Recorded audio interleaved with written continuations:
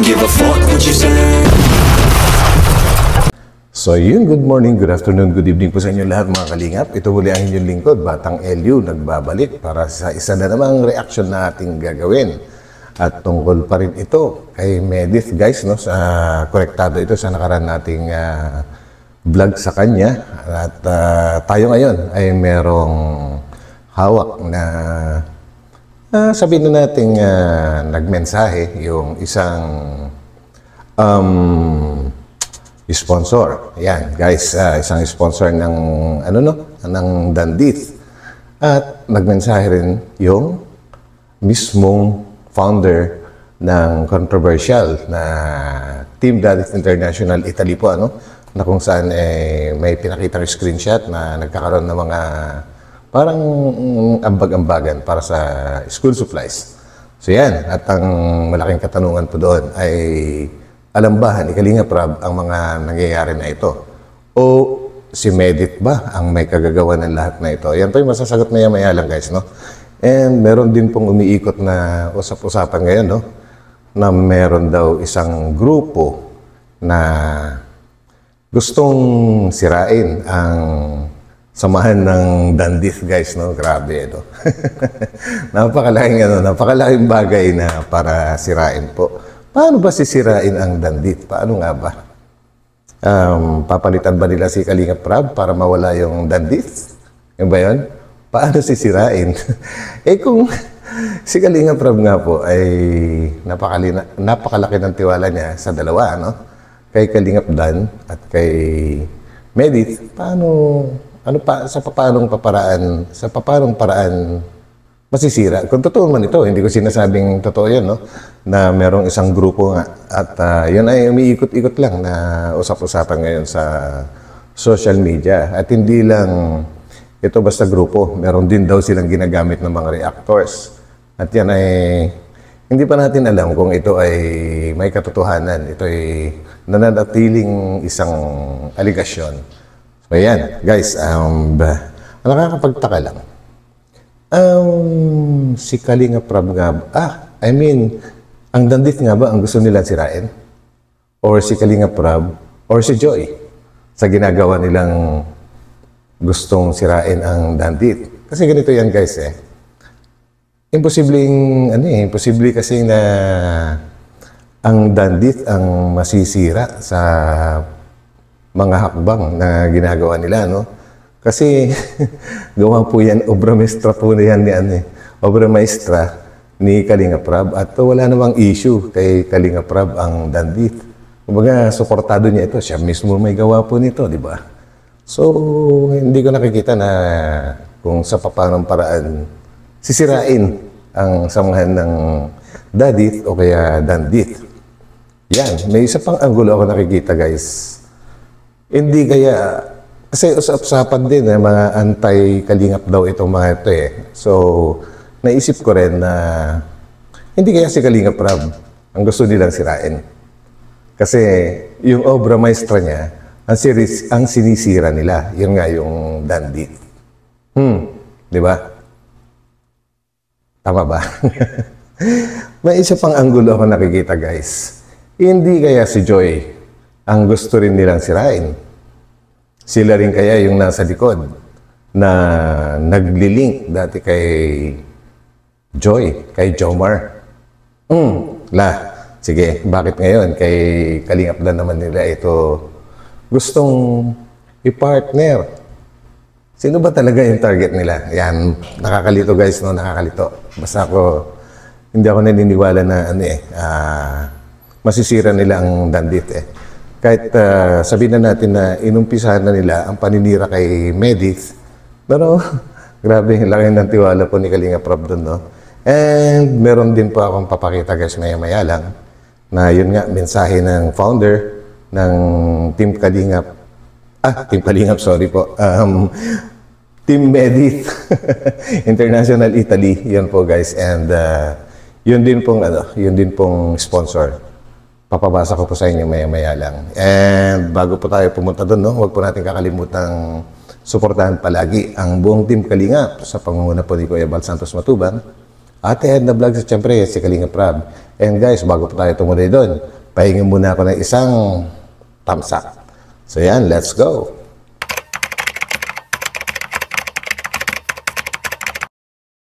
So yan guys, no, bago tayo ay pakinggan muna natin kung si Kalinga Prab ba ay sumasang-ayon sa Danjoy na binabanggit ng mga grupo na yon, at kung si Kalinga Prab at si Kuya Val ay sang-ayon ba rito at meron ba silang alam or wala. So pakinggan po natin ng mga sasabihin nila. Bakit baga Dan at Joy kayo ng Dan at Joy? Pambihira So, naman. negative. Mayroon bang Danjoy? Walang Danjoy. Ha? Mayroon bang? Negative. Sino may sabi may Danjoy? Wala pong Danjoy. Mayroong Dandest. Ha? Ayun, merong dandit. Hindi pwede Pero walang si, Danjoy. si Papa Dan kay Joy at si Joy po ay pala ang 19 years old. Si Midit po ay 26 na Kung kumpara mo yung si Joy kay Midit, si Joy po ay pala ang 19. Si Midit 26. Mas bagay po kay Midit ay si Papa Dan. Actually, si 22, di ba? Dan. Si Medit. Si Dan po ay 30. O 31 Yan. ba si Papa Dan? Ano mo kay Joy? Ang layo naman ni Joy kay Dan. Si Joy po ay 19. Si Medit po ay 26. Dapat lang po ay Dandest. Hindi pwedeng itambal si Papa Dan kay Joy. Ano ba naman kayo? Dapat lang kay Medit si Papa Dan. Hindi pwedeng Yes. Danjoy? Danjoy. Ano yung panghugas ting plato? Ha? Danjoy. Paghugas daw sa plato, grabe. Si Papa Dan po Oh my ay God. 31 na Si Joy po ay 19. Si Midit ay 26. Tama lang. Dandet. Yun. So yun guys, no? Walang alam sina Kuya Rab at Kuya Val. Wala silang alam sa sinasabi na Danjoy. So yan, malinaw po na guys, no? And ito naman guys, may papakita ko sa inyo na mensahe, no? Kasi actually ito ay connected doon sa nakaraang na reaction video ko, at nag-message nga doon sa comment section itong si ito guys, itong si Miss Rosalyn Seno, claiming na siya po ang ito, basahin ko na lang guys, no? At mababasa nyo kaya ito. If ever na hindi, ako na lang po magbabasa. Ay nakapublic naman po ito guys, dahil ito ay sa mismong comment section ng aking video. Siya nag-message. Hindi po ito private message. So babasahin ko na lang po.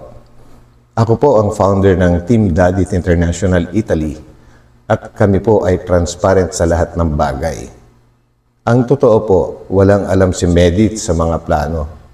At ang plano po namin ay alam ni Kalinga Prab at Kalinga Tan. So yun, grabe.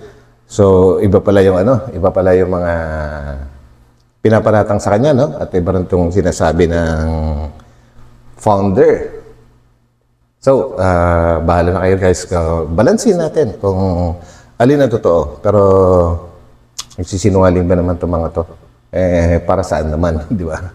So, basahin din naman po natin yung galing naman po sa mismong sponsor na. Yan guys. Yan. Galing kay Ma'am Maria Teresa. Yan. Actually, itong mensahe niya na to, meron siyang sinusundan na isang message, at ito ay pero doon din po sa aking comment section ng aking reaction video at that time, no? Ayan, basahin ko na lang guys. At hindi po nagsolicit ang Team Dadit ng pera sa iba. Yun guys, hindi nagsolicit ang Team Dadit. Pag sinabi kasing Team Dadit, na yan parang 6 na yata sila ngayon na teams. At meron silang maganda po yung samahan nila, parang nag-collaborate po sila Kaya nagkakaintindihan itong mga ito. Kaya pag sinabing Team Daddies, lahat na po sila. Ang Team Daddies, ulitin ko, at di po nagsulisit ang Team Daddies ng pera sa iba. So, yun. So, hindi raw nagsulisit sa iba. Mismong kaming mga sponsors, naglalabas ng pera para makatulong sa ibang Kalingap Angels. Nalinaw po ba o kailangan ko ulitin? Yan, mismong kaming mga sponsors ang nag-decide kung sino ang gusto naming tulungan na Kalingap Angels. O kaya sa Kalingap Angels. Yan. At may karugtong din po dito, no? Ewan ko, hindi ko kilala itong mga nag-live na ito kasi after kung mag-upload, busy na ako sa ibang pinagkakakitaan ko rin. Kaya wala ho ako kung gaanong time manood ng ibang video unless kina Kalingap Rab at kay Kuya Val, yung mga live nila talagang tinututukan ko po yan kasi may mga matututunan tayo doon, mga informasyon na importante. So doon lang po ako. And tuloy natin. Grabe ang pang-bash nila kay Medith. Ang bastos nga po nung mga nag-live. Akala mo naman malaking pera na kay Medith. Mismong kaming mga sponsors ang nag-send kay Kuya Rab. So, yan guys. Sana'y malinaw. Ito po galing mismo doon sa nag-comment po sila sa aking upload. So, yan. And uulitin ko. Hindi ko alam kung... Kasi yung usapan nga po na gustong sirain daw ang Dandit, hindi ko maisip kung paano nila kaya sisirain. Yun kaya yung paninira nila kay Medith. Medyo malabo din kasi ito na nga, mga sponsors, tsaka batawag yan, yung founder, nagsasalita naman sila na wala namang kinalaman si Medith at alam ni Kalingap Rab at ni Kalingap Dan ang mga nangyayari. So, well, malinis yun. At mismong si Kalingap Rab din ang nagsasabi na malaki ang tiwala niya kay Medith. At sabi kanya, huwag niyo nga anuhin si Medith kasi may tiwala ako dyan. Yan, paulit-ulit niya sinasabi yan sa vlog niya dati, no? So, totoo nga ba si Medith ang target? Kasi may mga nagsasabi na mga mga anti-Kalingap. Pwede yun. Pwede rin kasing si Kalingap Rab ang target nila. Dahil si Kalingap Rab nga po ang may gawa ng Dandit, no? And dinuumpisahan na nila kay Medith ito para palabasin na bias si Kalingap Rab dahil bakit niya pinapayagan si Medith na makipag-communicate directly sa sponsors. So, yun po yung mga marami kong nababasa ng mga comments. Ewan ko kung kasali ba yung mga nagko-comment na yon sa grupo na sinasabi. Anyway, isang aligasyon lang naman po yun, yung grupo na yun. Wala pa naman lumulutang talaga at nagsabi na kami yun. Wala pa pong ganun, no? So, mga haka-haka pa lang yun. And isa pang target, si Joy. Si Joy mismo ang pwedeng mangyari na gusto nilang siraan. At bakit naman? Kasi kung kani-kanino nila nililink At yung mga lalaki na gusto nilang ilink kay Joy, pareho nang may katandem or may kalab team. So, parang pinalalabas tuloy nila na kiri itong si Joy, no? Kawawa naman si Joy kung mabibiktima na naman sa mga ganyang bagay. So, yun guys, bahala na rin kayong mag-isip dahil ako kasi hindi ako basta ako yung klase ng tao na ang sinasabi nila gustong sirain yung Dandit ay tumitigil na ako doon na lang ako nakafocus. Tinitingnan ko rin yung ibang anggulo kung ang Dandit nga ba talaga ang target or si Kalingap Rab or si Diwata, Joy Diwata. So yan guys. Maraming salamat po muli sa pagsama niyo sa akin ngayon, no? And God bless po sa atin lahat. Huwag pong kakalimutan mag-thumbs up. At yung mga hindi pa po nakapag-subscribe, ay pakipindot na rin yung subscribe button. Ayun guys, maraming salamat muli. And God bless. Bye po.